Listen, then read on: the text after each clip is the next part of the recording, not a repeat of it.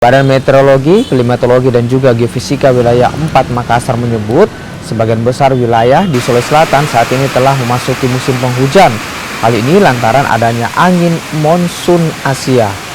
Selama beberapa hari ke depan diperkirakan curah hujan tinggi akan terjadi, khususnya di wilayah bagian barat Sulawesi Selatan meliputi Kabupaten Baru, Pangkep, Maros, Kota Makassar, dan juga Kabupaten Goa.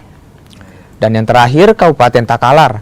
Adapun puncak musim penghujan diperkirakan akan terjadi pada pertengahan Januari hingga Februari 2024 mendatang.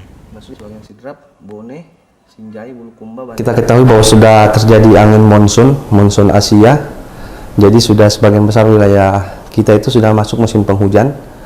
Jadi akan mengalami peningkatan curah hujan. Di mana sebelumnya kan angin monsun ini terlambat sebenarnya datangnya. Seharusnya Desember. Ini Januari sudah baru masuk. Jadi kita akan merasakan dampaknya itu curah hujan yang cukup tinggi beberapa hari ke depan.